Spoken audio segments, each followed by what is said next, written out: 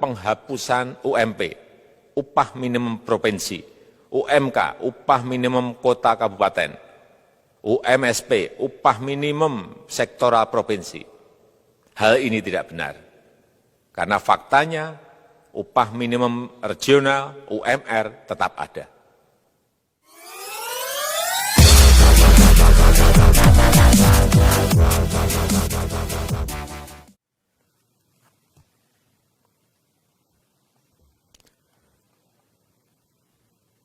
Assalamualaikum warahmatullahi wabarakatuh. Bapak, Ibu, saudara-saudara sebangsa setanah air, pagi tadi saya telah memimpin rapat terbatas secara virtual tentang Undang-Undang Cipta Kerja bersama jajaran pemerintah dan para gubernur. Dalam undang-undang tersebut terdapat 11 klaster yang secara umum bertujuan untuk melakukan reformasi struktural dan mempercepat transformasi ekonomi. Adapun klaster tersebut adalah urusan penyederhanaan perizinan, urusan persyaratan investasi, urusan ketenagakerjaan, urusan pengadaan lahan, urusan kemudahan berusaha, urusan dukungan riset dan inovasi, urusan administrasi pemerintahan, urusan pengenaan sanksi, urusan kemudahan pemberdayaan dan perlindungan UMKM, urusan investasi dan proyek pemerintah, serta urusan kawasan ekonomi. Dalam rapat terbatas tersebut, saya tegaskan mengapa kita membutuhkan Undang-Undang Cipta Kerja.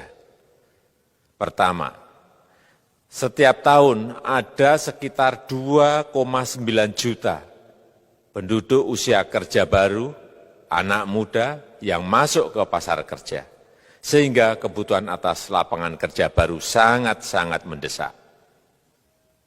Apalagi di tengah pandemi, terdapat kurang lebih 6,9 juta pengangguran dan 3,5 juta pekerja terdampak pandemi COVID-19.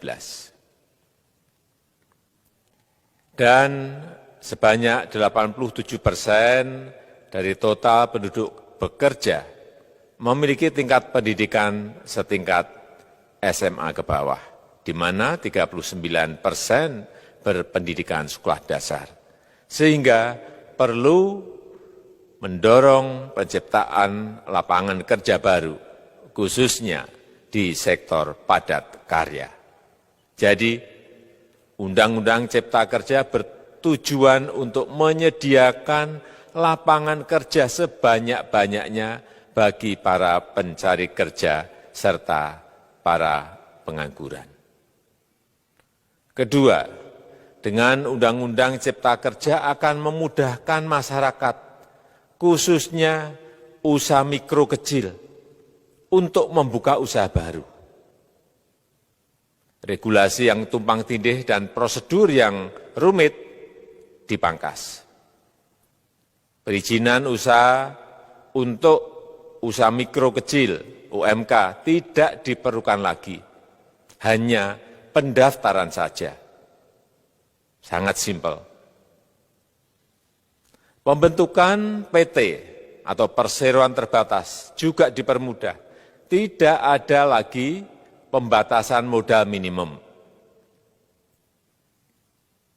Pembentukan koperasi juga dipermudah. Jumlahnya hanya 9 orang saja. Koperasi sudah bisa dibentuk.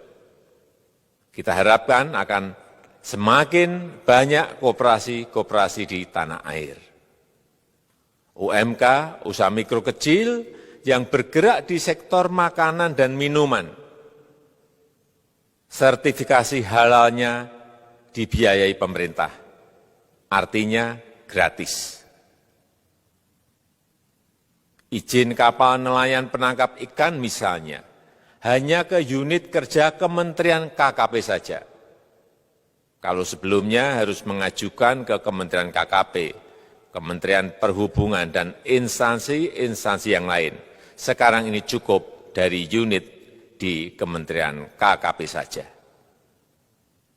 Ketiga, Undang-Undang Cipta Kerja ini akan mendukung upaya pencegahan dan pemberantasan korupsi. Ini jelas karena dengan menyederhanakan, dengan memotong, dengan mengintegrasikan ke dalam sistem perizinan secara elektronik, maka pungutan liar, pungli dapat dihilangkan. Namun, saya melihat adanya unjuk rasa penolakan Undang-Undang Cipta Kerja yang pada dasarnya dilatar belakangi oleh disinformasi mengenai substansi dari undang-undang ini dan hoax di media sosial. Saya ambil contoh, ada informasi yang menyebut tentang penghapusan UMP, upah minimum provinsi, UMK, upah minimum kota kabupaten, UMSP, upah minimum sektoral provinsi.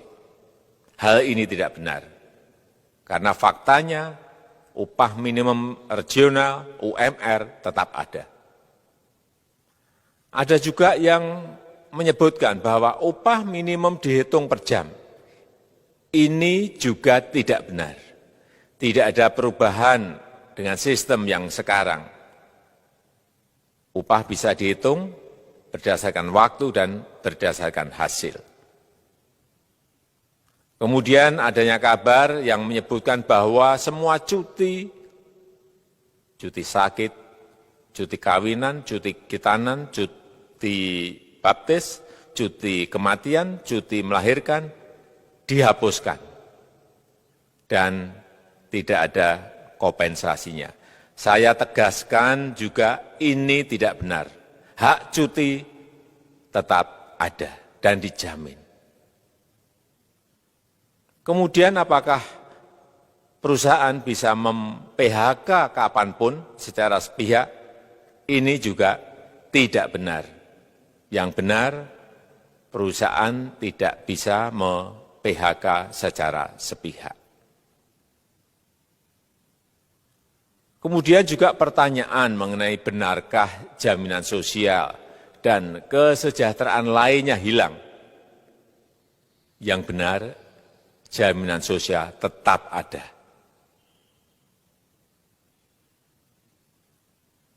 Yang juga sering diberitakan tidak benar adalah mengenai dihapusnya AMDAL, analisis mengenai dampak lingkungan. Itu juga tidak benar. AMDAL tetap ada. Bagi industri besar harus studi AMDAL yang ketat. Tetapi bagi UMKM lebih ditekankan pada pendampingan dan pengawasan. Ada juga berita mengenai Undang-Undang Cipta Kerja ini mendorong komersialisasi pendidikan. Ini juga tidak benar. Karena yang diatur hanyalah pendidikan formal di kawasan ekonomi khusus, di KEK. Sedangkan perizinan pendidikan tidak diatur di dalam Undang-Undang Cipta Kerja ini. Apalagi perizinan untuk pendidikan di pondok pesantren. Itu tidak diatur sama sekali dalam Undang-Undang Cipta Kerja ini. Dan aturannya yang selama ini ada tetap berlaku. Kemudian diberitakan bahwa keberadaan bank tanah. Bank tanah ini diperlukan untuk menjamin kepentingan umum, kepentingan sosial, kepentingan pembangunan nasional, pemerataan ekonomi, dan konsolidasi lahan serta reforma agraria. Ini sangat penting untuk menjamin akses masyarakat terhadap kepemilikan tanah, kepemilikan lahan. Dan kita selama ini tidak memiliki bank tanah. Saya tegaskan juga bahwa Undang-Undang Cipta Kerja ini tidak melakukan resentralisasi kewenangan dari pemerintah daerah ke pemerintah pusat. Tidak ada. Perizinan berusaha dan pengawasannya tetap dilakukan oleh pemerintah daerah sesuai dengan NSPK, norma, standar, prosedur, dan kriteria yang ditetapkan pemerintah pusat. Ini agar dapat tercipta standar pelayanan yang baik di seluruh daerah, dan penetapan NSPK ini dapat nanti akan diatur di dalam PP atau peraturan pemerintah. Selain itu, kewenangan perizinan untuk non-perizinan berusaha tetap ada di Pemda, sehingga tidak ada perubahan. Bahkan kita melakukan penyederhanaan, melakukan standarisasi jenis dan prosedur berusaha di daerah. Dan perizinan berusaha di daerah diberikan batas waktu. Ini yang penting di sini. Jadi ada service level of agreement. Permohonan perizinan dianggap disetujui bila batas waktu telah terlewati.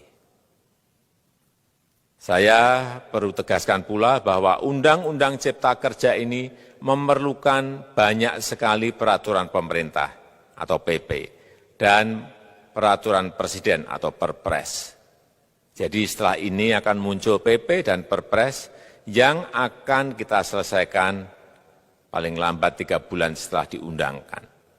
Kita pemerintah membuka dan mengundang masukan-masukan dari masyarakat, dan masih terbuka usulan-usulan dan masukan dari daerah-daerah. Pemerintah berkeyakinan melalui Undang-Undang Cipta Kerja ini jutaan pekerja dapat memperbaiki kehidupannya dan juga penghidupan bagi keluarga mereka. Dan kalau masih ada, jika masih ada ketidakpuasan terhadap Undang-Undang Cipta Kerja ini, silahkan mengajukan uji materi atau judicial review melalui MK, Mahkamah Konstitusi. Sistem ketatanegaraan kita memang mengatakan seperti itu. Jadi, kalau masih ada yang tidak puas dan menolak, silahkan diajukan uji materi ke MK. Saya rasa itu yang bisa saya sampaikan pada kesempatan yang baik ini. Terima kasih. Wassalamualaikum warahmatullahi wabarakatuh.